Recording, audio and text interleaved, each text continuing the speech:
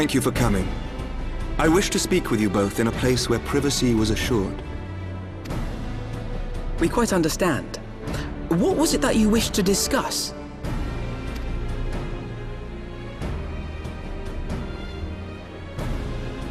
With my father's passing, the seat of the archbishop lies vacant. And so, in accordance with canon law, I have assumed his responsibilities. I should stress that this is a temporary measure.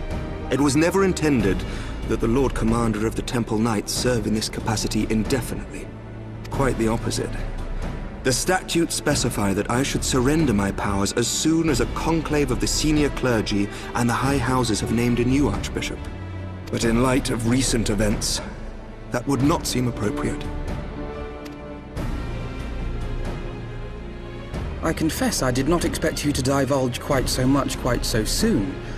The details of the Archbishop's plans, perhaps, but the true origin of the war and all it entails? I too had concerns. But when the Warrior of Light is witnessed returning to the capital upon the back of a dragon, one's options are rather limited. Mayhap I could have concealed certain details, but for how long? And at what risk? Should the truth have come to light in the meantime, how would the people have viewed my silence? After 1,000 years of lies and secrecy, I could not well abuse their trust and hope to be believed. The time for deception has passed. I only wish the people agreed. That some would deny the truth I had anticipated, but not this many. And among the few who acknowledged that my father had to be stopped, no small number questioned our methods.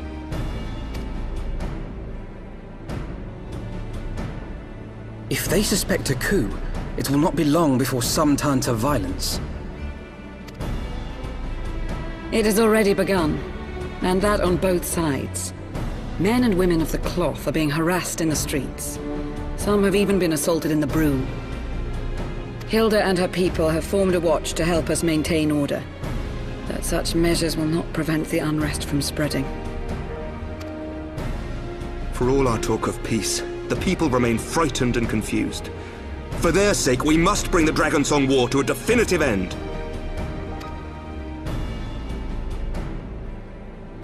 And we should be glad to help you, Ser Aymeric.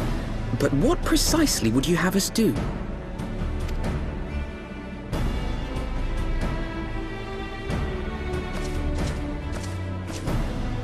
We wish to treat with the dragons of Anyx Trine. To that end, I would trouble you for an escort and an introduction.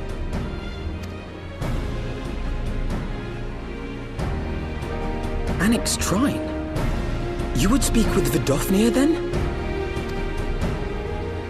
We must needs open a dialogue between our peoples.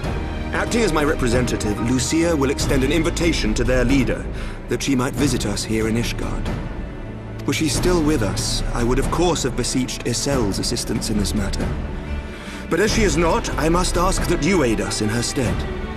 Will you do us this favor?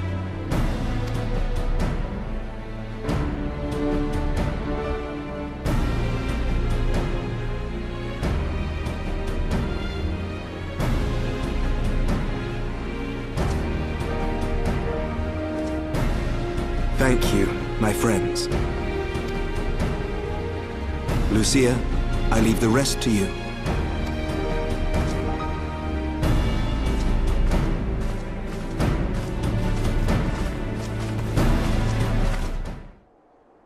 In the wake of the Archbishop's fall, the nation of Ishgard trembled, the faith of her people shaken to its very core.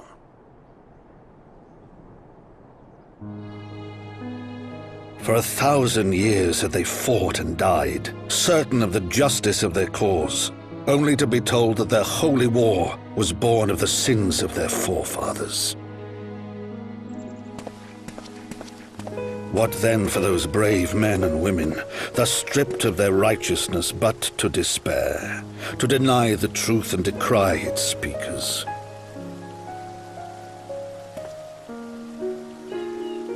And what then for those whom they defamed but to hope on, to have faith in a brighter tomorrow?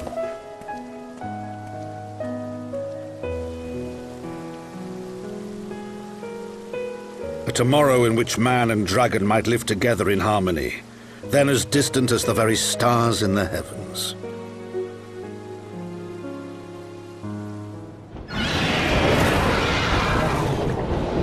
Yet while we dared to hope, deep within his lair the enemy lay, gathering his strength.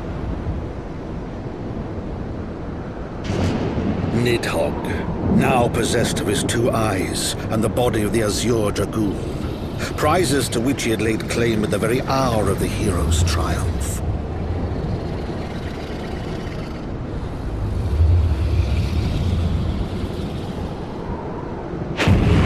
As desperately as we sought the solace of peace, the great worm craved the misery of war.